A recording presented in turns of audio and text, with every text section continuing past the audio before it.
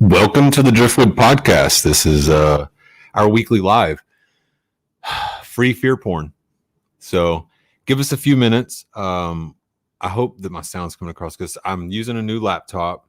I decided to use some of my studio equipment to try and do this. I'm waiting on David to get in here as well. But yeah, I'm gonna get all of that together, I suppose. So yeah, I'll be right back.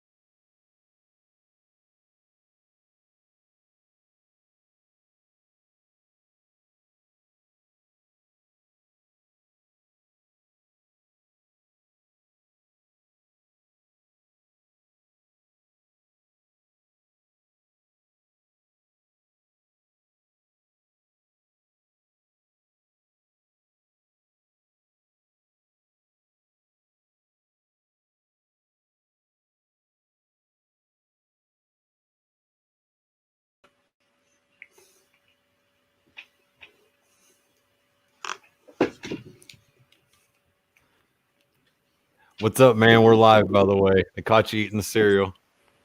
Snack pack, whatever it is. I just seen the food go into the mouth. I know you hate that, but sorry. Oh no, you're good, man. I kind of squeeze this in, but well, not really squeeze it in. I kind of had to press for time to try and 6:15 was just too tight. I gave myself enough time, but it wasn't enough time, so I had to push it to 6:25. So here we are. Well, I'm glad because my laptop was spazzing out on me. Well, it looks like my laptop is doing weird stuff with the internet, so I hope I'm coming across fine. But anyway, so I guess we'll get the show on the road. Can you hear me okay? Yes, sir. I can hear you fine. Awesome. So yeah, I want to shout out to James Percival. Thank you. This this laptop actually came from him. So that's what we're using here. He's been trying to help us figure out how to overcome some of our challenges. And so one of the ways he helped contribute was to find a laptop that we could use because my equipment's getting dilapidated. It's getting wore out. So, you know, it is what it is, though. This is one of the mics. This one does work. I'm using this little beauty. Nice. It's I mean, I can hear you. I can hear you really well. So it's working great. Mm-hmm. Yeah, plug and play, pretty easy. All right, so I'll get right to the topics at hand, just so that people are aware that what we're talking about. So we just released an episode. I titled it "You're Being Controlled by Fear." Can you still see me? Yeah, I can see you just fine. We got a comment. Nancy said that you got the links out, audio and visual. Good, sweet. So she's confirming the audio and visual is good. So awesome. Thank you, Nancy. Very appreciative of that. So we released an episode about I titled it "You're Being Controlled by Fear." Because listen to the episode a little bit, I realized that one of the things that we talked on a lot was like the effect that we allow fear to have for us, not knowing what fear does, right? So like we have this, so the episode, a lot of the episode was talking about that. So that's why I titled the episode that. And so in lieu of that, a lot of our conversations have been about fear. Nancy says this is fear porn. So one of the topics that I'm going to go ahead and show that comment. One of the topics that I wanted to talk about, which is why I titled this live stream "Free Fear Porn," is because it's terminology that I've been hearing like quite a bit. And so like the words themselves, they mean things, right? And so I'm going to try my best to understand that by conversation based upon the context in which I heard these things in. So, I mean, I wanted to talk about that because it's something. Look, usually what happens is I'll hear these things and I'll just isolate myself and I'll spend my time I'll look up things, I'll read things, I really won't engage a whole lot. So I'm taking a different approach to this. I'm gonna try and engage with it off the jump. As far as fear porn. Mm-hmm. So anyways, right. One of the other things was what are you scared of? So on top of the episode, what are you scared of? So, you know, a little confessional, some of the things that we find ourselves scared of that may be silly, maybe not. And then what do you do with fear? What do you do with it? Well, I mean, just a general question. What do you do with it? These were topics that I took notes for the episode that we recorded that we didn't actually get to. So pivoting to the live stream on top of the recording, I figured we could talk about those things since we didn't get to it. And then one last thing. What is this mass psychosis stuff? What is all this mass psychosis stuff? So it has to do with the fear porn. So usually those things have been used, I guess, pretty much in the same sentences with each other, right? So I've kind of been hearing them, the mass psychosis and fear porn, you know, being used hand in hand, not transferable, but definitely relatable to one another. So, yeah, there we are. David, you ready? You have any preface? Anything you want to add? Ready. No preface, nothing you want to add about anything? I'm just pulling up a few tabs. Okay. Not this time, no. Just want. Okay, just wanted to make sure before I start. I worked until dark, so.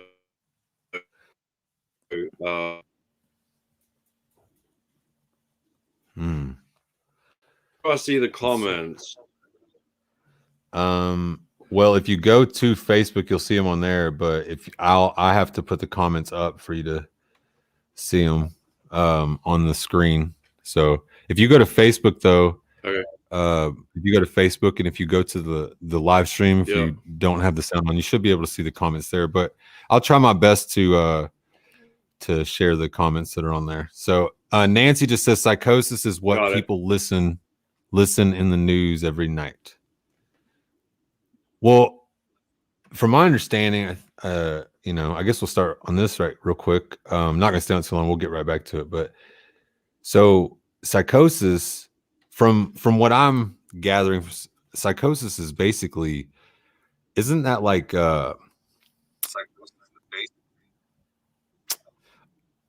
what's the I can't think of the word. So like hypnotized, right? So I don't know, maybe I'm wrong. So mass psychosis, I don't know, I'll think about it. So I'm just rambling now. Psychosis is what people listen in the news every night. I think that's what happens to them when they listen to the news every night. Oh yeah, so she said the news creates psychosis. Okay, yeah, that makes it can. I think it can. The way that it's. Go ahead. No, you go ahead. Oh, okay. I thought you were saying something. Anyways, this live stream stuff is weird. So usually when we're sitting with each other, like there's not the lag, right? So we can. It's a little different having the internet connection lag it a little bit. So I apologize. I'm rambling a little bit. I don't know why. Psychosis. Maybe it's psychosis. Maybe it's all the news I've been watching.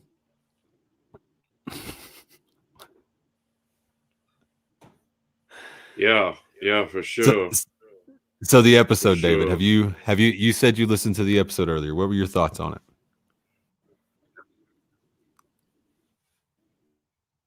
I did. It was really good. Of course, you know, it was one of our best episodes, I think, so far. Really honest, raw.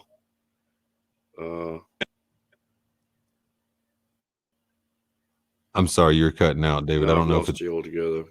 Is it my internet that's doing this? I think my laptop's on the fritz. Okay, well, yeah, I was just asking about. I heard you. Yeah, Nancy says, don't watch the news. It'll cause me it'll cause me psychosis. Well, I think all right. So part of the problem, I think, is this 24-hour news cycle, right? So back once upon a time, I don't think that people got news this regularly. They weren't inundated with information constantly. And so like, yeah, all of this information that gets given to us and we don't know how to like take it in, it man, it makes things overwhelming, right?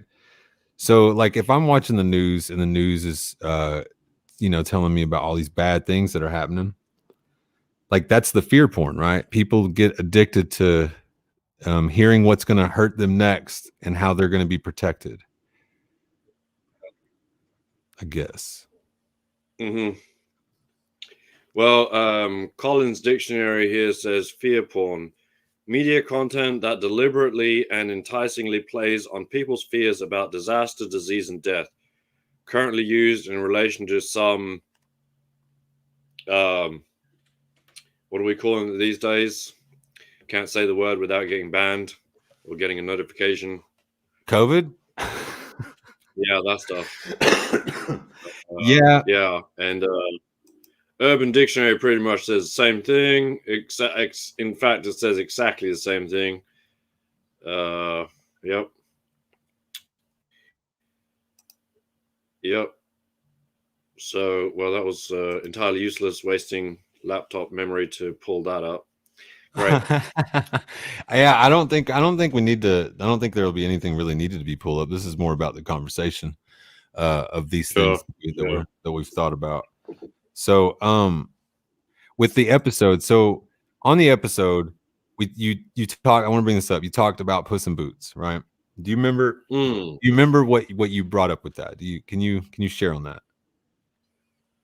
Okay, so during the recording that episode, it struck me that the story of Puss in Boots is, I mean, there's lots of stories of Puss in Boots, different aspects of the story, but the one I focused on was where Puss in Boots goes to the really powerful magician's castle, and basically challenges the magician or the wizard to prove how powerful he was by transforming himself into a couple of large animals. And then the trick comes when Puss in Boots says, okay, well, that's awesome. Those were really big things, but can you do little things? What about something really small like a mouse? And of course, the wizard, being so powerful, says, no problem, that's easy. Upon transforming himself into a mouse, Puss in Boots eats him. So, yeah. And then we talked a little bit about eating your fear, conquering your fear, making a big thing small. So in that moment, I think the wizard was on some ego shit, right? Well, that's how Puss in Boots tricked the wizard. Yeah, for sure. Nice. So overcame his fear. So do you think that the wizard had a fear of incompetence, like the Puss in Boots challenging the situation? So a fear of incompetence, or proving, like, how dare you question this? Of course I can do that. Well, like you pointed out, there's probably lots of things you can read from that story, lots of interpretations. But yeah, I mean, that there was an ego thing going on that the Puss took advantage of. Yeah. First off, you brought it up to my attention, so I've been thinking about it a lot. Right, I've been thinking about, like, what was the wizard doing there? Of course, for obvious reasons, right? But as far as like what the mechanisms of each of the things involved, right? So obviously, Puss in Boots is overcoming the fear that potentially is there, or not obviously, but the interpretation represents that maybe that's the case. And so, like, well, what's on the other side of it, right? So Puss in Boots is only a part of the story if you really look at it, right? All of the other characters involved have to play a part too for Puss in Boots to have their thing. But so I was wondering, what's the fear of the wizard? Because obviously, using those tactics in some ways, there's some sort of protection, I think, that wizard would be putting forward. So in my mind, that could potentially be fear. Sure. And I think on the episode we talked a little bit about, why fear might be used to control. And I think that was it's a long time since I've read the story, but I think it was the fact that the wizard was using, basically, because he was so powerful, he was intimidating or scaring, causing the kingdom to be fearful of him. So he was using fear to, I don't know, maintain power, I guess. Then there was a hero. Well, I mean, if y'all not familiar with the Puss in Boots story, I highly recommend it. It's an awesome story, old story. Basically starts with three sons of a miller, someone who grinds grain, a miller, and the youngest son. So the eldest son got the mill, the second son got the mule or the donkey, and the youngest son got the cat because he was the youngest, so he got the least valuable thing, inheritance. But in fact, the cat turned out to be a very clever cat, a talking cat, and all through the story. Sorry? I said, gotta love talking cats. Yeah, we're not here to talk about your cat psychosis or your cat phobia or whatever it is. But yeah, so basically the cat sets about making the youngest son the king eventually in the long run through his clever actions and the whole there's lots of morals written into these old fairy tales. So definitely well worth reading. So Nancy says he used reason. Yeah. All right. So with all of this stuff, so the reason you were talking about fear controlling and all that. So the reason why mass psychosis, the fear porn, all of those things are relevant. The reason why like those things are all together as far as the topic here is because, well, like if we're not analyzing like what it is that fear does for us, like if we're not looking at it, like somebody else can use that like to control us. And like, I don't think that that's a good move. And like we talk about the repercussions of using fear to control something in the episode. You know, there's always a revolt, always a pushback. And so like if your fear is getting entangled into a situation, like that's somebody else like pulling the strings, allowing their things to cause a reaction to your emotion. Like it allows a trigger in your emotion. And if you're allowing those things to be there, right, and without even considering why they're there, right? So that's the whole point of talking about it. So the fear, this fear porn, right? It puts you in a state. It potentially puts people in a state of mass hypnosis, like where they're just like they're waiting at the feed trough, man. They're just it's an waiting addiction in the end. Yes. Yeah. Save me, right? And I think we've talked a lot about some of these things about looking for a hero. And I think on the episode talked a little bit about like not being scared to do something and hoping somebody would come save the day. And I know I did a recording with James where we talked about that as well. And so like this fear thing's been big on my mind. It's been something that's I don't even really know how to describe it. It's been constantly a subject of my life today, last couple weeks. And facing some of my fears, I suppose. I think that's one of the biggest things that it matters to me for, is because I'm trying to figure out like how does one overcome these things? Well, I think on the episode we touched on if you don't have mastery over something, it's a vulnerability, and that may cause you fear. So in this context, having mastery over your fear it makes it less likely that it can be used against you. So I don't know. I think that's accurate. I think that's completely accurate. So Nancy says, so what is anybody afraid of? I don't know. Is there like things, I think I've read somewhere or heard, or I don't even remember how I came across it. Maybe I thought it, who knows? But like humans at birth, like or only like there's only like a couple of things that actually trigger a fear response. And I don't remember exactly what those things are, but I think heights is one. Like falling from a height, I think that's one. Falling, yes. And then shit, I don't even know. I don't even remember what the other one is. Loud noises. It's loud noises. Yep. So those are the and only. not even necessarily loud noises, but certain tones. Mhm.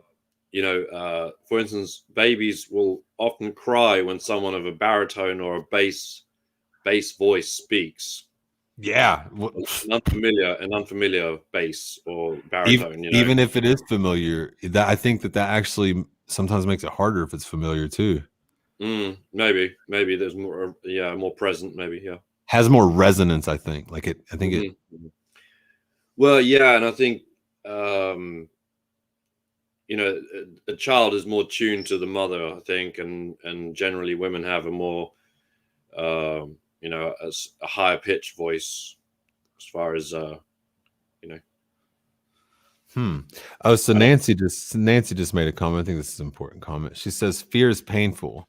You can either hide it by indulging and pleasure. Some suffer quietly with no complaints, like Buddhism. But if is Buddhism, are they suffering from the pain? I think that the goal of Buddhism is to not suffer from that pain. It's not, yes, to you know. overcome worldly pain, worldly So, suffering. and in my view, like I think that suffering being a choice. I think suffering is a choice. I know it sounds harsh saying it like that, but having a perspective that has limiting beliefs, it's a choice, right? You can choose to see things that are in your favor or against you. I mean, and sometimes it's really difficult to see it in your favor if everything has always been presented negatively. So she says that Buddhism, she says they're Stoics. That's I guess she's referring to Buddhism. Nancy says they're Stoics. Her and I got into a little conversation earlier, not really full in depth, but a mention of Stoicism. And she asked me a question right off the jump, and I realized that I don't know shit about it. I know very little. Yeah, I would have to be more familiar with Stoicism in depth before I could really give a comparison between that and Buddhism. And I've only really started paying attention to it because of the stuff that like James is doing, and then like Rory he shares a bunch of stuff about Stoicism. Rory Bowman, and so like engaging in some of those things, I feel like if I read that and I read that with my old brain, how I used to look at stuff, I can see how I took those things like the wrong way. Like I didn't apply them the way that like the way I view life now would suggest that those things would be applied. So I'm fearful that without proper knowledge and support of these things, people can misuse what they think these principles represent. And so analyzing your fears, understanding what you're scared of, I think helps with that. Yeah, I mean, some people are afraid of something as simple as answering questions. Shit, I am. Well, yeah, I mean, to reveal that you don't know something, it shows a weakness, but also there may be a fear of giving the wrong answer, and therefore being suffering consequences, judgment, or ridicule. So yeah, I think Well, so on the episode, we brought up. So I said air quotes wrong or answer or to how it's viewed, and so that brought up something. It brought up something that like you don't want to view those things as right or wrong. So let's talk about that because I actually agree with you. So viewing these things as right or wrong, right? What's the challenge that presents? Viewing it as right or wrong. Yeah, so like any of these, like your choices in life or the things that are done, whether you've done it right or done it wrong, or the things you know are right or wrong. Well, I mean, creating that bipolar, that diametric thing of, right. Is that right? Or is this a right? I think the camera's reversed. Right and wrong. That creates an either or situation. So if you're not correct, if you're not right, therefore you must be wrong. But life isn't really like that. The only instance I think where life is like that is death. You're either alive or you're dead. But even then, there's a gradation. There's a scale of how alive are you? How close to death are you? And yeah, I think that's probably the ultimate fear is death. But let's put that aside for a minute. We're talking about the polar opposites. Creating those polar opposites with anything, I think that in itself creates fear, because it's either one or the other. And if the other is the thing you don't want, that's potentially a fearful thing. I agree. Have I become too abstract? No. I'm sorry, I'm trying to give enough time so that way I can make sure you're done speaking before like I say something, because I know as soon as I say something it mutes out like on your side, so you think that I'm stopping you to say something, but so I'm just trying to make sure that happens. Yeah, no, I'm sorry. I did not come into this very well prepared, mentally prepared. I was outside laboring all day, and I just sat down, and then you said, "Are you ready?" And I was like, "Oh, damn, are we supposed to be going live?" And you said, "Yeah, in like 15 minutes." I was like, hadn't eaten yet. Energy levels are low, so I apologize.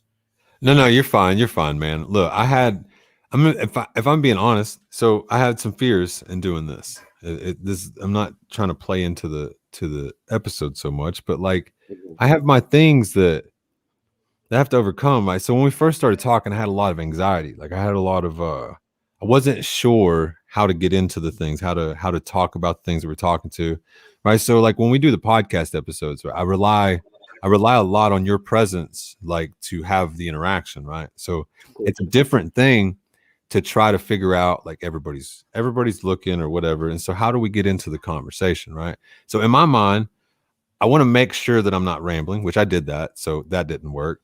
So I try to have, I try to have things in order so that way, like people that listen, people that pay attention, or people that are coming in to kind of, maybe get some new ideas.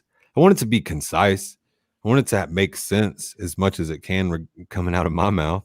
So, well, here's an interesting thing. After we recorded 82 about fear, we did our usual post-recording kind of like how do we think it went. We did our little post-production meeting, and I think we both agreed that we were a little bit worried. I don't want to say fearful, but yeah, we were a little bit fearful that the beginning was that the beginning hadn't come together very well, that we rambled or that we didn't get into it. But after listening to it today, that fear was completely unfounded. mm-hmm. I mean, yeah, no, yes, dude. 2 minutes in, we were already deep in the conversation. No, sorry, 2 minutes in, we were in the conversation. Like, yeah. So we gave a little short preface. It was like a minute of like kind of intro, goofing off a little bit. Then all of a sudden, boom, then we just start talking. Mm-hmm. So how do you replicate that, right? So a fear of mine with trying to do some of these things is like, is it lightning in a bottle, or is it something that's like replicatable? Is it something that can be done again? So in doing these live streams, this is something like, if you look at our earlier live streams, we called them round to it's. They were trash, like straight trash, right? They were valuable. We talked about some good stuff, but there was a lot of us getting in our own way, right? We were very protected about what we would say and how we would say it, right? We were we were fearful, and then, like you said, our fear made us get in our own way, And coming back to this question, not being able to answer questions because you're afraid you might give the wrong answer, or you're afraid of how that may be interpreted by who you give the answer to, or how they may react, and quite often that's, as you said, or as we agreed just now on the recording, completely unfounded fear. Mm-hmm. But if you let that dominate your response, you're not in control. Your fear is in control. Mm-hmm. Yeah. So having that there, I knew that I was going to do this. It doesn't matter if this whole thing crashes and burns right now. If everything goes shit right now and everything goes completely wrong, I'm still going to try my best to fill what I've obligated myself to fill.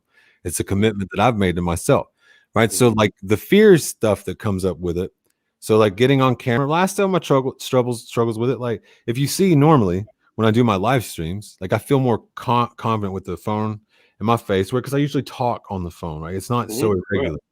Right. But so now being in front of the laptop and you watch it that way, and then, trying to make sure all this new equipment works better. Because honestly, I trust mobile data most of the time better than I trust Wi-Fi.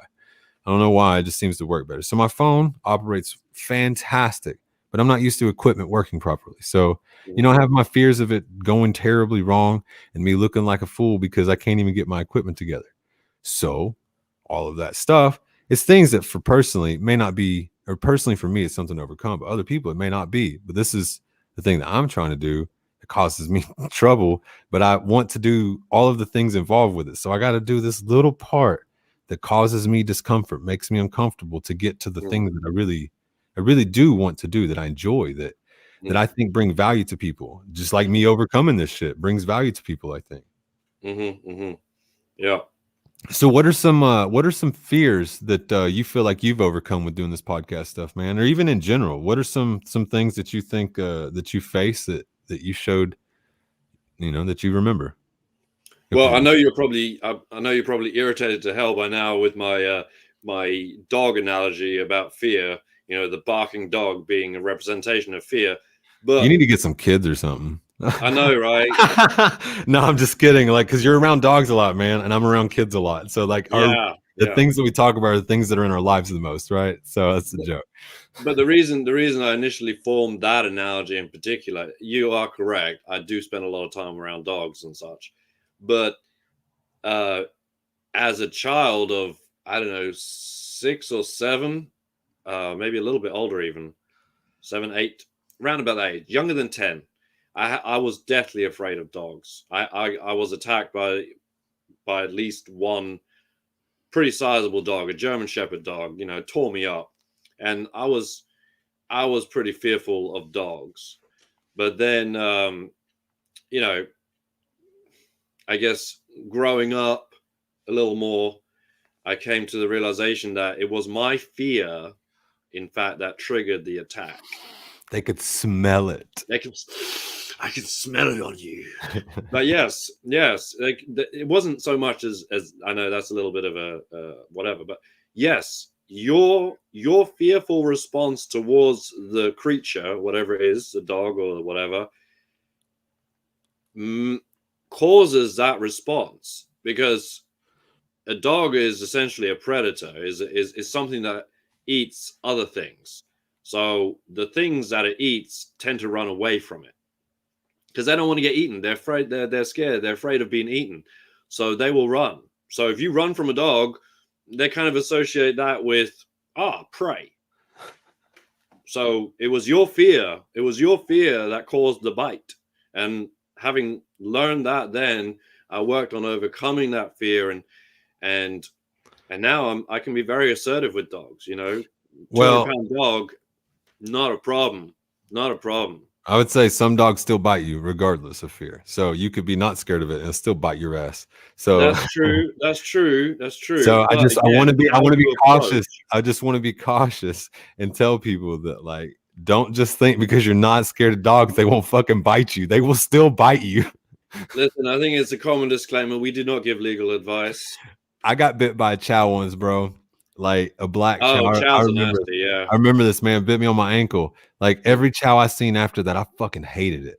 Every one of them, even the brown ones, right? All of them. Doesn't make a difference. Red, brown, black, whatever.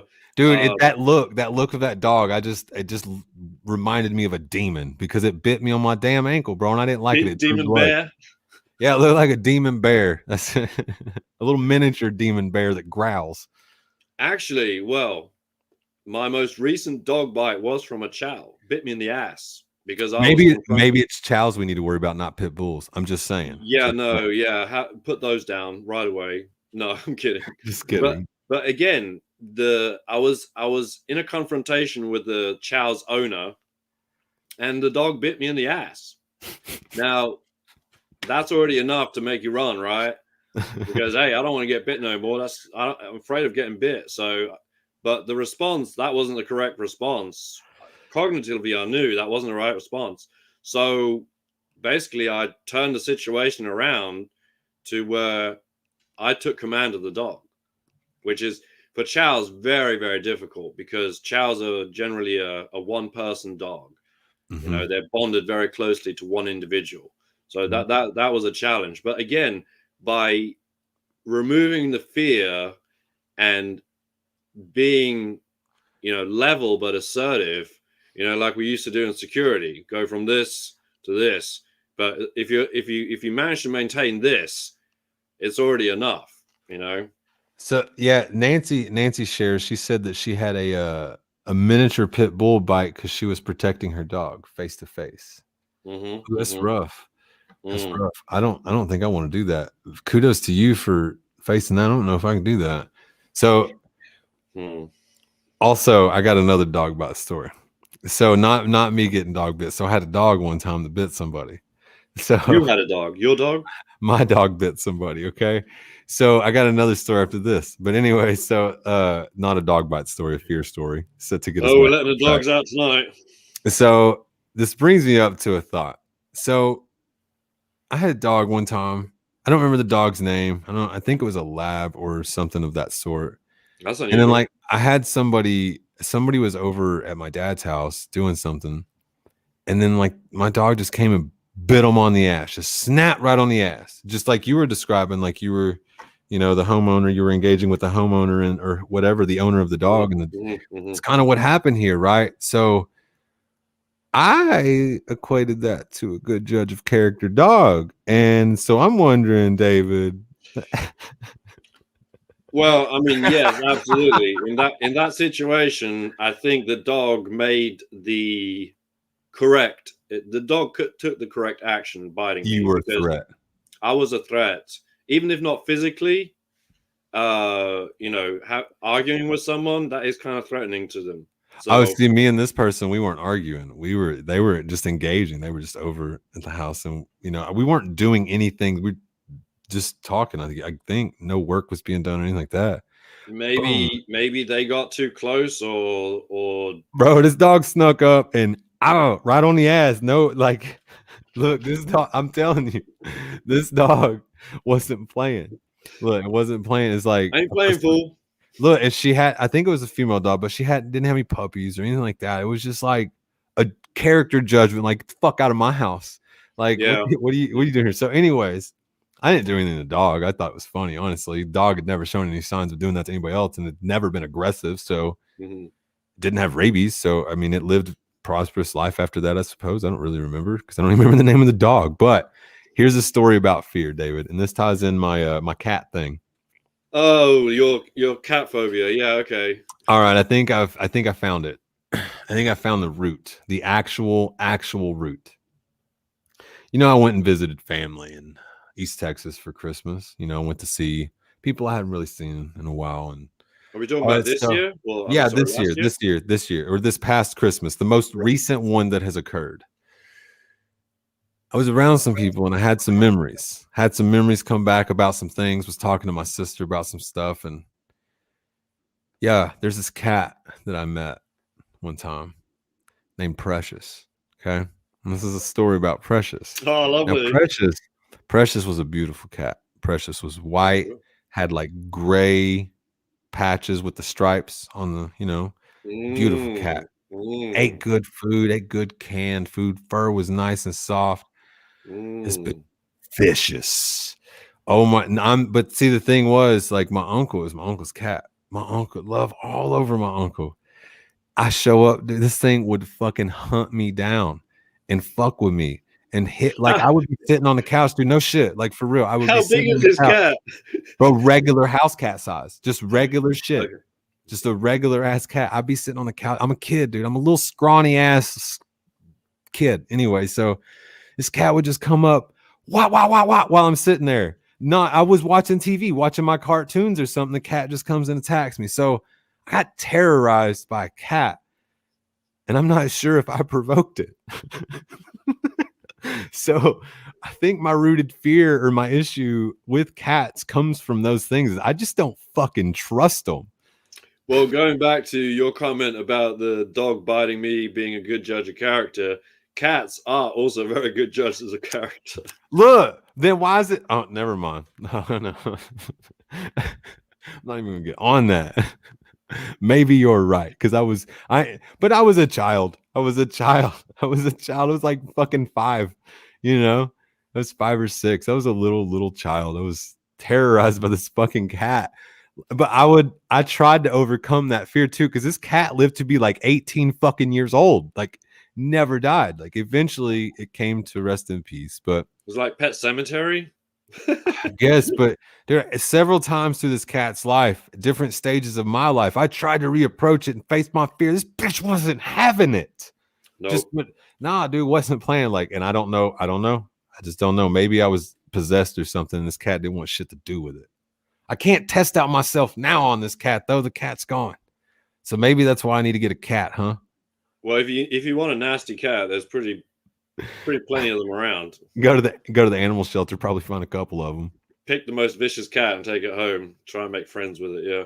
All right, so it seems as though we've had a couple of comments from Nancy. I'm gonna pull these up. So Nancy says it was safe homing dog. He became very territorial of me, and it's very territorial.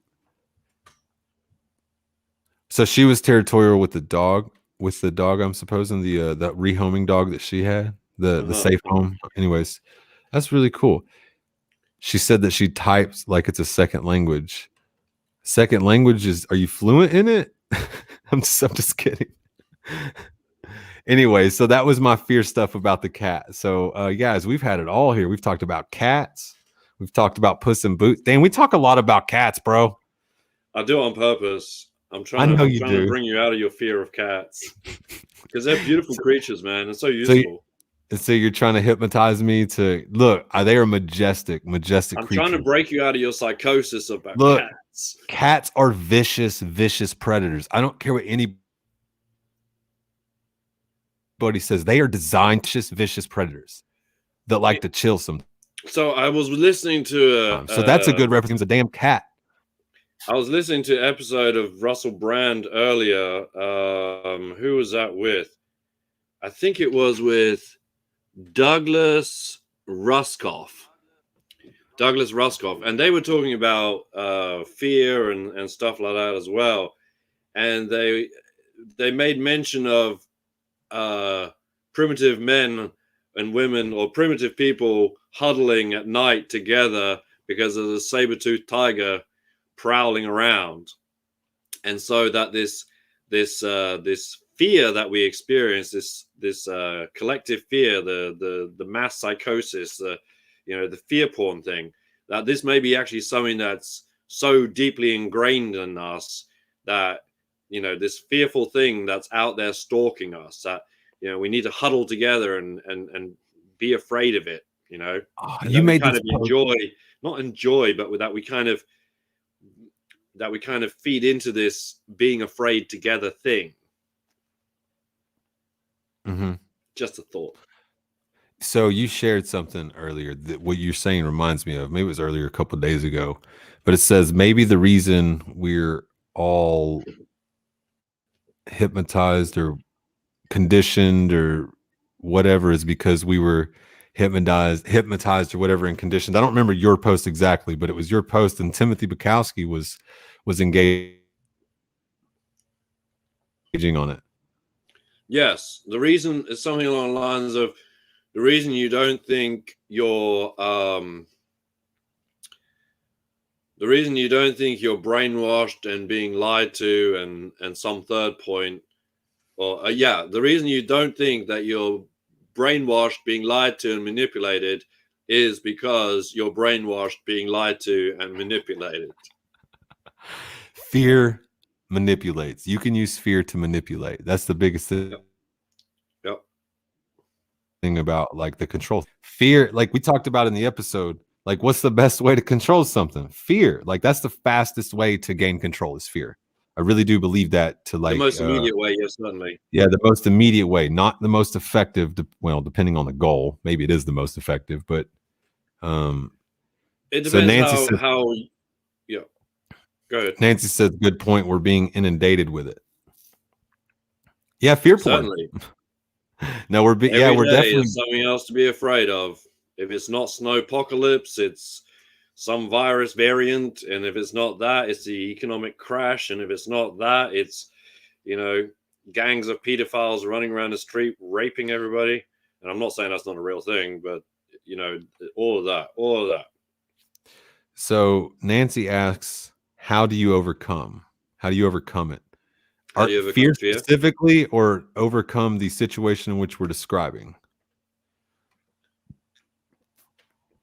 So, anyways, either way, do you want to answer both?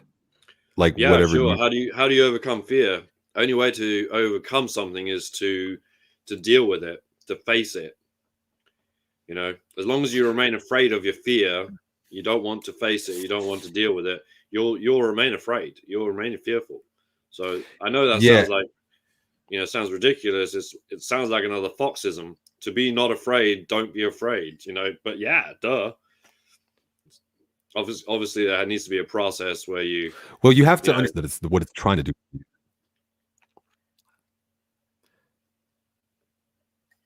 Yeah, so I think you have to understand what the mechanism's trying to do for you, which is what we're trying to talk about in the episode. The episode, I'll put the link in the comments after the live stream is over.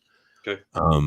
But yeah, so we were talking about in the episode with it. I'm sorry, I got concentrating on the links and what I was going to do after the show is over that I completely So how do we overcome completely fear? How lost do we what I was overcome thinking. this mass psychosis, mass fear? How do we overcome it? Well, okay, yeah. So I think you have to understand what the mechanism's doing for you. Again, that's what the episode was probably mostly representative of. Is like the mechanism of fear. It wasn't really like a biased view. It was just us taking apart our experiences with fear.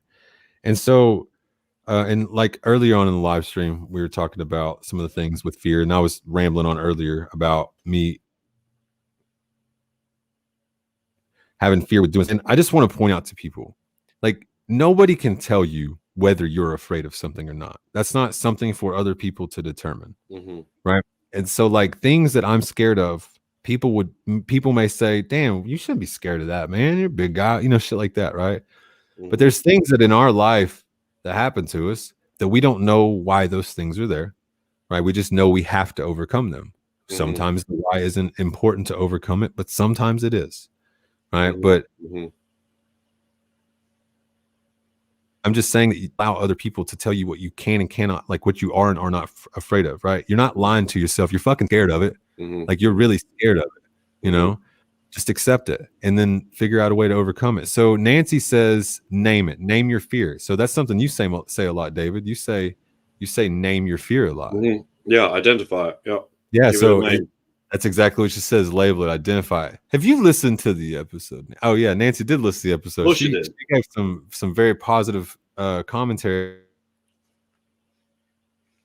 She was engaging with it. So, yeah, name it, facing the fear. So you say face it. I think that means turn to it, right? I think that you can't ignore it. You can't walk away from it. You can't pretend that it's not there. You got to show up to it. You got to go see what's in the fucking box. Well, yeah. I mean, I've developed my relationship with fear to the point now where I welcome it, because there's not a lot of things I'm afraid of. There's not a lot of things I fear. I know, I'm sure if we start digging, there's a whole bunch of stuff.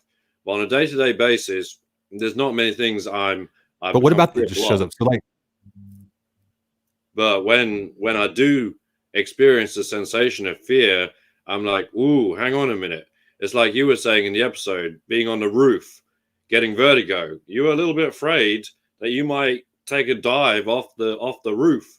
And in that instance, yeah, your fear was kept you from actually falling off the roof, because you were like, oh no, I don't like this. I'm better get down, better get off the roof. So I pay attention when I'm afraid. I pay attention. Yeah. I think that's what people should do. Their senses should be heightened for what's going on.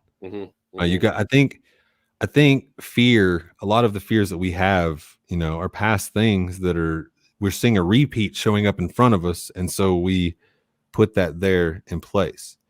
Right. So if you're dealing with the fear, if you're dealing with all that stuff, all of these things, I'm sorry, I'm trying to articulate all these things that come back, these repetitive things that remind you of certain things. Right. That's the fear. That's your senses telling you, be aware, look out for this. Right. That doesn't mean that you have to like respond fearfully. It just means pay attention. It's like when I hear a salesman start selling me something, I stop listening and start paying attention. I'm trying to figure out what they're selling me. So anyway, so yeah, Nancy says, right, face to face. Good job, Wiz. I appreciate that. She gave specific to that. There's another comment I was trying to click on. I don't want to fear you anymore. She says, I don't want to fear you anymore. Maybe not me. Maybe it's just a statement. I'm not scary. I'm not a scary guy. No, I am scary to some people. I know that. I found out the hard way that I'm scary to some people. So Nancy's asking where everybody is. Well, I think what's happened, Nancy, if we're being real honest, regularly done.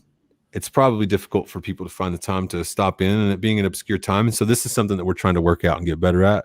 And so some of these days and times may change to increase the amount of interaction that we have, because the goal for this really is just to try to engage and be interactive. And these things, as we do them, will get better. This is only the second one we've done like this, so definitely going to get better. So this is like an extension of the things that we do for the podcast. And dude, I'm telling you, those dang podcast episodes, they're good. They're really good. Reduction and a full wrapped up close. But that damn conversation, man, it's good conversation. Whether you agree with the things that are said, you think about things. Ask James Percival. You think about things. And that's the whole objective. It's like, just think about it. Just consider it. Just think about it. Just for a minute. Give it its time. Don't waste your time on it, though. So, David, the only problem with James is whenever we talk about something like fear, I feel like we're just giving him ammunition so he can hit us with something. Because before we got on, and there's another reason I'm a little bit discombobulated, is because I was coming off one text conversation, trying to sit down to set up the equipment here, and then James calls me, and now I'm sure he's going to be watching this, and he's going to be, oh, fear. So the phone call afterwards with James, I'm sure he's going to have something to say about fear. Well, see, James had a phone call to make, so he wasn't able to hop on here. And if we were still going when he got off, he was going to hop on. But, you know, everybody's got things to do. Everybody's got. The thing that I fear is we don't want to do this too late at night, specifically because I like to go to bed. Yeah. Sleep is very, very valuable and important to me. And one of my things in my life, sleep is like priority numero, like at least top 2, 3. Like my rest is very important because most of my life I did not care about my rest. Now my lack of rest actually affects me. So, dude, I'm old and ugly. I need my beauty sleep. I need it. Ugly, but I don't want to become old and ugly. So yeah, I guess I'm just kidding. Bro. Look, I don't care about becoming old or ugly. Honestly, I really don't care. I just really want the experience to be worth it. Like, and the only way that this is going to be worth it is for me to experience it. Like any other way, it just doesn't make sense to me. And so I'm trying to do my best to figure this stuff out. And I hope you guys do your best to figure out. David, you got anything else before we close out? We're at 53 minutes. No, man. I think this was a good follow-on from the Fear episode, TDP number 82. If you haven't seen it, haven't watched it, no, there's none to see. But if you haven't listened to it, highly recommend it. If there's something you're afraid of, if you experience fear in your life, if you're having difficulty overcoming fear, highly recommend it. We were very, very, very personal, revealed a lot about our own fear, how we deal, how we interact, our experiences. I think valuable stuff, you know. Yeah, I think that I'll end with telling people that the thing, I think it requires confidence to overcome. So I think give some thought to where you stand with confidence, because I do find that in a lot of instances that I'm looking at, having some confidence in oneself definitely will help you overcome that fear. So you got to know yourself. Sorry, go ahead. You got to know yourself. That's the whole point. Get some confidence. You got to start looking inward to get any confidence. You got to start figuring out these things about yourself so they're not weaknesses. They become strengths. Well, confidence comes, I think, from mastery, from competence. Confidence comes from competence. Competence only comes from doing. Facing And those fears. to do, you have to be intentional. You have to intend, and you have to commit. So, yeah. All right. So something practical for you guys for resource. If you get a chance, check out On Dark Side of Human Nature. James is actually hopping on as we're hopping off. The Dark Side of Human Nature. So if you get a chance to check out The Dark Side of Human Nature, it's something that I listened to a couple of times. It gave me a lot of things that I didn't really want to hear, but then after taking it in, giving some consideration, I think there's a lot of value in recognizing the dark side of human nature in general, just so that you can know yours, so you can know the things about you that are just like other people, honest, obscure. Your things that are dark about you are not as obscure as you think that they are. Yeah, right. So, I mean, maybe some of you it is, but I don't know. Well, they're specialists for those kind of things. Yeah. But anyways, guys, love you guys. Thanks for watching. Thanks for listening. Like I said, after the live stream is over, I'll put the link in the comments for our most recent podcast episode, TDP number 82, You're Being Controlled by Fear. So don't forget to check that out. Don't forget to check us out on buymeacoffee.com/Dryftwood, DRYFTWOD. If you want stuff over there right now, but as an active place for you guys, if you want to find a place to support and you don't want to interact with us, that's definitely a good way to do it. So you guys have an awesome night. I'm so scared I can't close my eyes. Yeah, guys, go get you some fear porn, watch the news cycle, all this stuff. We didn't even really get to get into all that, man. It's hours go by really quick as soon as we start talking. So yeah. Look, that's why I was wondering how we were going to get into it. But then as soon as we do, awesome, man. So I appreciate it. You guys have an awesome day. I'm going to end the broadcast now. And then